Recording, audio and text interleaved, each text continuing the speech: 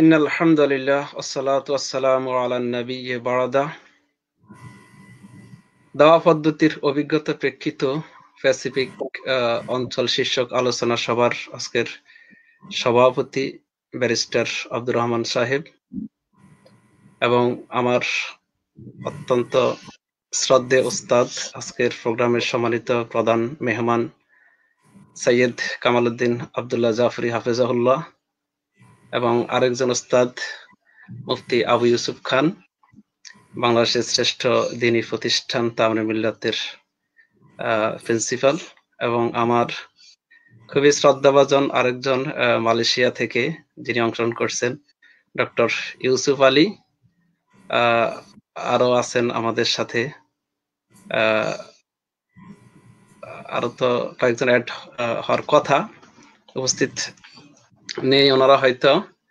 এবং আজকের এই প্রোগ্রামটি যারা লাইভে দেখছেন এবং পরবর্তীতে বিভিন্ন ভার্চুয়াল মাধ্যমে দেখবেন, সবাইকে আমার সালাম, আসসালামু আলাইকুম রহমতুল্লাহি ওয়া বারাকাতুহু। যে সম্মানিত ভাইয়েরা এবং যারা দেখছেন আজকের প্রোগ্রাম, আমাদের আজকের সাবজেক্ট হলো দাওয়া পদ্ধতির অভিজ্ঞতা প্রেক্ষিত প্যাসিফিক অঞ্চল।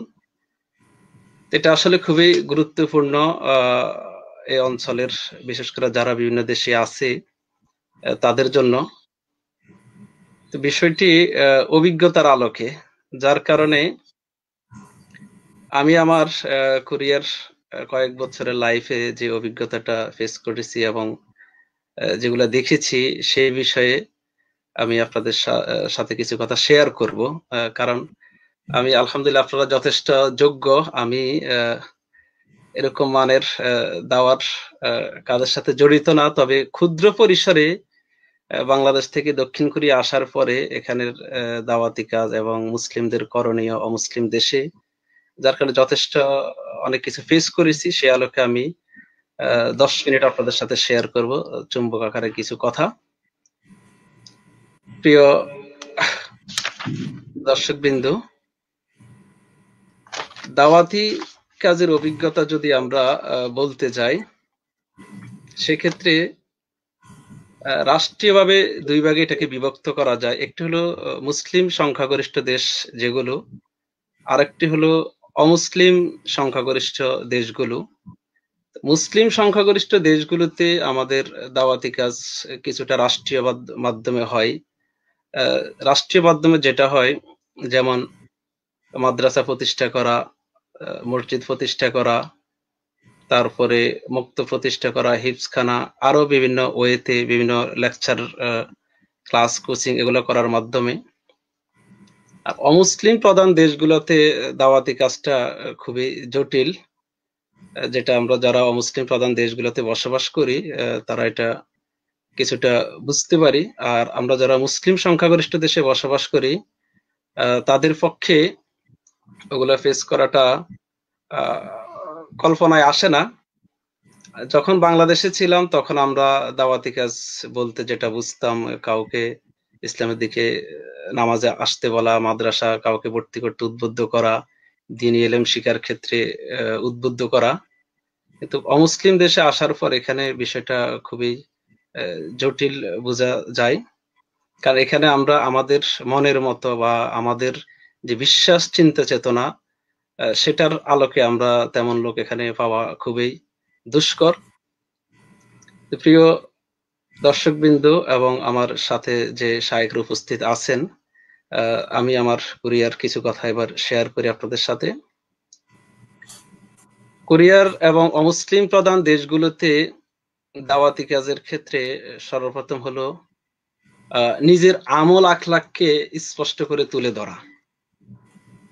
কারণ এখানের মানুষ যারা অমুসলিম, আমি যে দেশে বসবাস করি সাউথ কোরিয়া, এখানে দুইটা ধর্মে বিশ্বাসী মানুষ, এক হলো খ্রিস্টান ধর্ম আর এক হলো বুদ্ধিস্ট।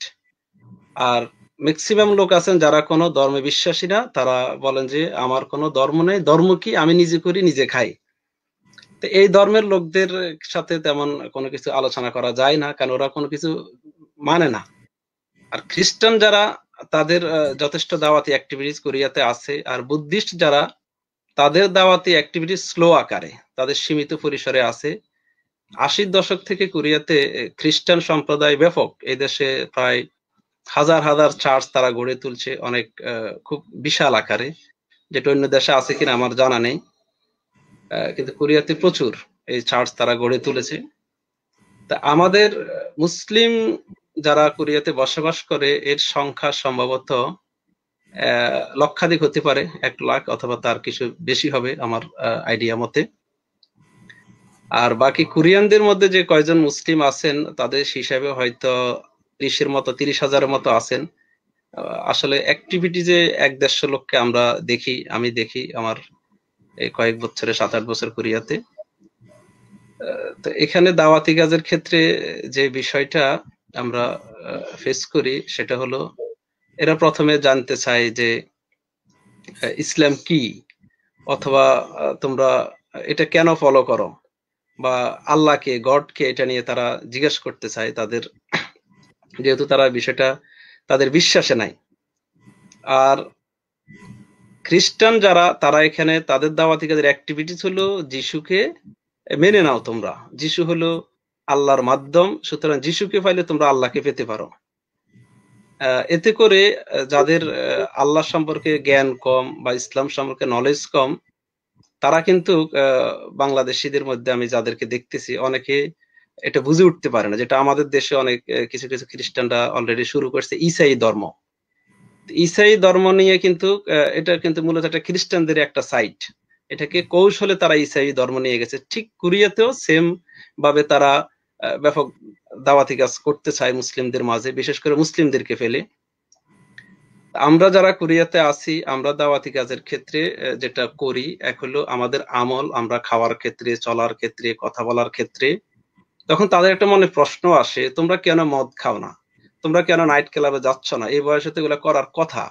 তখন আমরা তাদেরকে বিষয়টা ফুটিয়ে তুলে ধরতে পারি, ধরার পর তাদের একটা চিন্তা আসে যে তাই নাকি, এরকম তো জানতাম না, কারণ তাদেরও আবার ইসলাম সম্পর্কে জানা না। যেমন কোরিয়াতে আমি অনেকের ফেস হয়েছি, অনেক কোরিয়ানদের মাঝে, যে রমাদান, যে রোজা কি, যখন আমরা কাজের ক্ষেত্রে, কর্মক্ষেত্রে বা কোথাও যখন ভিজিটে যায় কোনো কোম্পানি, তখন তারা আপ্যায়ন করাইতে চায়, তখন যখন বলি রমজান মাস, যে আমি তো এখন সকাল থেকে কিছু খাবো না, তারা খুব আশ্চর্য হয়ে যায় যে এটা কেমন কথা, যে তুমি খাবে না সারাদিনে, এক ফোঁটা পানিও খাবে না, না পানি খাবো না বা কোনো জুস খাবো না। তখন তারা কিন্তু এগ্রি হয় এটা জানতে। সেক্ষেত্রে আমরা কি করি, আমরা কোরিয়ান ভাষা, আমাদের কিছু লিফলেট আছে, আমাদের কিছু ছোট ছোটি বই আছে, আমরা সেগুলাকে তাদেরকে একটা পেশ করি, তাদের সাথে দিই, একটু পড়ে দেখো। তখন ১-২ পৃষ্ঠা হওয়ার কারণে তারা একটু চোখ বুলিয়ে দেখে। আবার যারা একটু চিন্তাশীল তারা একটা বই নিয়ে যায় বা পরবর্তী দেখে। তো এইভাবে করে তাদের মাঝে একটা দাওয়াতি কাজ করা যায়। আর আমরা যারা অন্য ভাষাভাষী আছি, ল্যাঙ্গুয়েজ সংকীর্ণতার কারণে বা আমরা না বুঝার কারণে, যেমন এখানে রাশিয়ান আছে, তারপর উজবেক, তারপরে তার্কিশ, বিভিন্ন দেশের লোক আছে, মাল্টিকালচারাল লোক কোরিয়াতে আছে বা বিভিন্ন দেশে আছে, তাদের সাথে আমাদের অবশ্যই ওইভাবে হয় না। আর আমাদের বাংলা ভাষাভাষীদের ক্ষেত্রে, দাওয়াতের ক্ষেত্রে আমাদের যে অভিজ্ঞতাটা আমরা কোরিয়াতে কাজে লাগাই, বা আমি নিজেও আমার এই কোরিয়ার লাইফে করে আসতেছি এখন পর্যন্ত, আলহামদুলিল্লাহ, সেটা হলো পার্সোনাল অ্যাক্টিভিটিস। আমার আচার আচরণ, আমার অ্যাটিটিউডে একজন যিনি আমার সাথে থাকেন, আমাকে দেখেন, তিনি আমাকে ফলো করেন। কারণ আমার মধ্যে যখন ইসলাম ফুটে ওঠে, তখন সে এটাকে খুব ভালোভাবে দেখে এবং চেষ্টা করে এরকম হওয়ার জন্য। সেক্ষেত্রে আমাদের এট ফার্স্ট হতে হবে আমাদের নিজস্ব ইসলামী ভাবধারা মেনে চলা এবং ইসলামিক কালচার আমাদের মধ্যে প্র্যাকটিস করা। ২ নম্বর হলো আমরা বন্ধুত্ব বৃদ্ধি করা।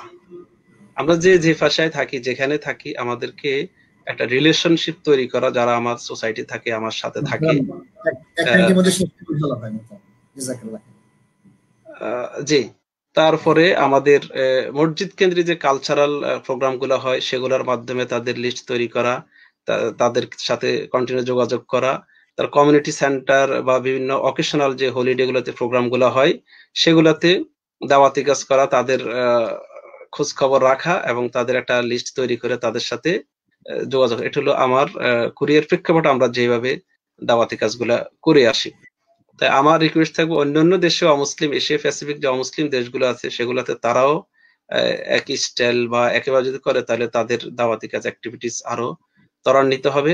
জি, জাযাকাল্লাহু খাইর।